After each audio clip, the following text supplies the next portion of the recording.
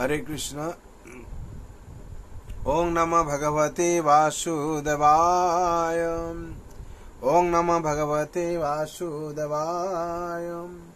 ओम नमो भगवते वासुदेवाय। नारायणं नमस्कृतं नरं चैव नरोत्तमं देवीं सरस्वतीं व्यासं ततो जयमुदीरये। नष्टप्रायेषु अभद्रेषु नित्यं भगवत सेवया भगवते उत्तम श्लोके भक्ति भावति नैष्टिके। कृष्णाय वासुदेवाय हरये परमात्मने प्रणत क्लेशनाशाय गोविंदाय नमो नमः। हरे कृष्ण। श्रीमद् भागवत स्कंद 10 अध्याय 5 श्लोक संख्या 26। कश्चित् पश्यव्यं निरुजं भूयं भूतो न विरुद्धं बृहद्वनं तदधुना जस्राससे त्वं सुहृद्वृतं। शब्दरे बोला হচ্ছে कश्चित की पश्यवम গাভীদের সুরক্ষা, নিরুজম বিনা কষ্টে বা রোগে, ভুরি যথেষ্ট, অম্বু জল,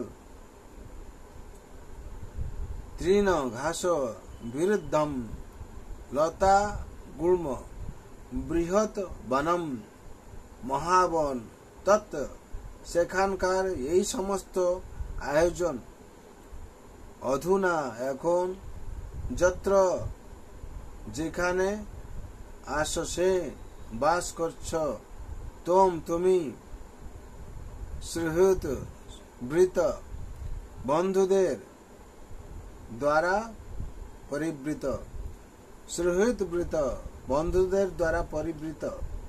অনুবাদ। সে হে সখানন্দ মহারাজ, তুমি যেখানে তোমার বন্ধুদের সঙ্গে মিলিত হয়ে বাস করছো সেই বন গাভী আদি পশুদের পক্ষে অনুকূল তো? আমি আশা করি সেখানে কোনো রোগ নেই এবং তাদের কোনো অসুবিধা নেই। সেই স্থানে নিশ্চয়ই যথেষ্ট জল, ঘাস এবং তৃণগুল্ম রয়েছে। তাৎপর্য।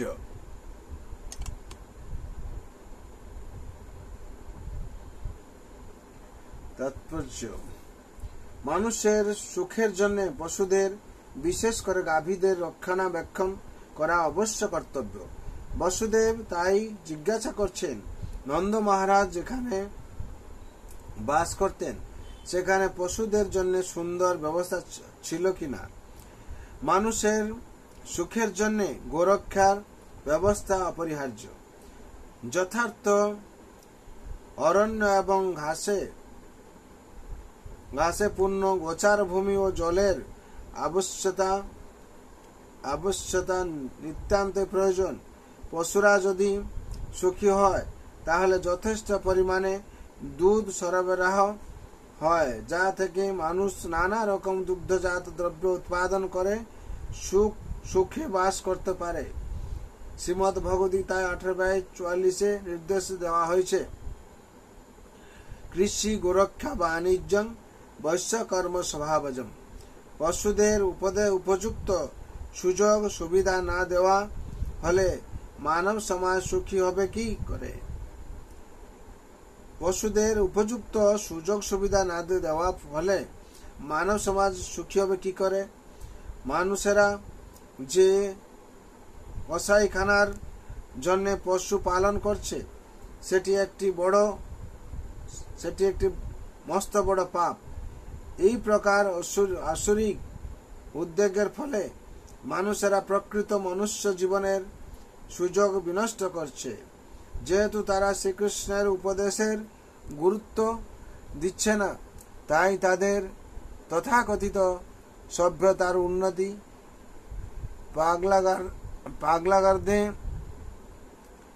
পাগলদের কার্যকলাপের মতো হয়ে দাঁড়িয়েছে। হরিবোল। এখানে বিশেষ করে 26 নম্বর শ্লোকের তাৎপর্য সম্পূর্ণ হলো।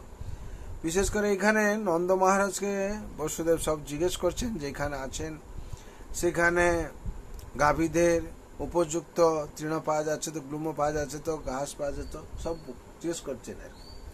তুমি যেখানে তোমার বন্ধুদের সঙ্গে মিলিত হয়ে বাস করছো, সেই বন গাভী আদি পশুদের পক্ষে অনুকূল তো?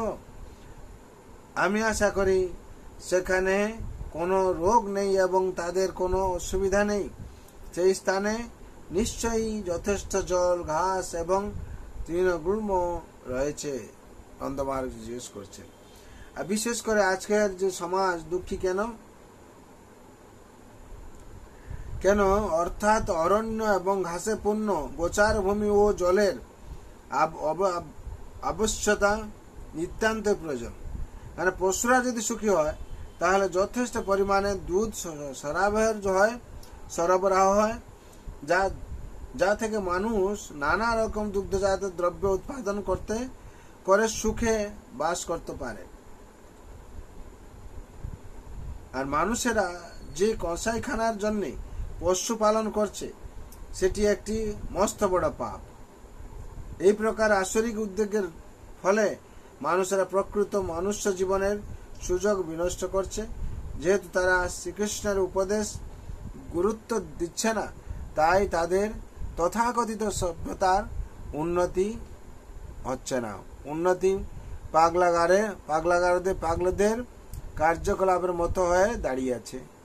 যেহেতু ভগবানের আদেশ পালন করছে না, তার জন্য তারা দুঃখে আছে বা তারা অশান্তিতে আছে। এর মুখ্য কারণ হচ্ছে ভগবান অনুশাসন পালন করছে না।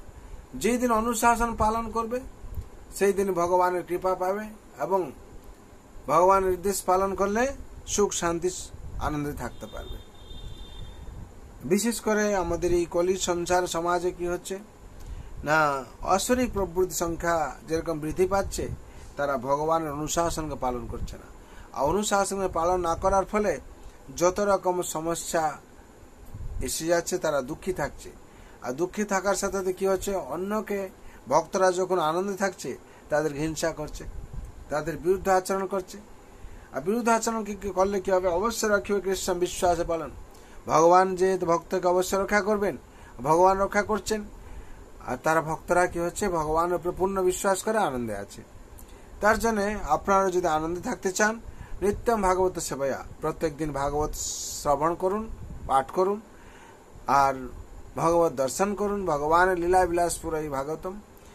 তার জন্য আমরা যদি শান্তিতে চাই, আনন্দিত থাকতে চাই, তাহলে নিত্যম ভাগবত সেবা করতে হবে। কেন শাস্ত্রে যেহেতু বলা হয়েছে নষ্ট প্রায়সু অভদ্রেষু নিত্যম ভাগবত সেবায়া, এই নিত্যম কথাটা বলা হয়েছে। নিত্যম ভাগবত সেবায়া ভগবতে উত্তম শ্লোকে ভক্তি ভগবতী নষ্টিকে। এই ভাগবতে যে যদি আমরা পড়ি, শ্রবণ করি, তাহলে নিষ্ঠা ভক্তি আমাদের সঞ্চার হবে। ভগবানের কৃপা অবশ্যই পাবো। আমরা অবশ্যই জন্ম মৃত্যু জরা ব্যাধি চক্র থেকে মুক্তি পেয়ে ভগবত ধামে প্রবেশ করব। তার জন্য সবাই মঙ্গল জন্য, শান্তির জন্য ভগবান রাতুল চরণে আমি প্রার্থনা করছি। আপনারা সবাই শান্তি থাকবেন। সর্বে ভবন্তু সুখিনঃ, সর্বে শান্ত নিরাময়, সর্বে ভদ্রাণি পশ্যন্তু, মা কস্যি দুঃখ ভাগ ভবেৎ। হরে কৃষ্ণ কৃষ্ণ কৃষ্ণ হরে হরে, হরে রাম রাম রাম হরে হরে। जय हरि नाम महाप्रभु की जय। जय जगत गुरु श्रील प्रभुपाद की जय। श्री गुरु महाराज की जय। अनंत कोटि वैष्णव भक्त वृंद की जय। उपस्थित भक्त वृंद की जय। श्रीमद् भागवत महापुराण की जय। श्रीमद् भगवद्गीता यथार्थ की जय। हिताय गौर प्रेमानंदे। हरि हरि बोल, हरि हरि बोल, हरि हरि बोल।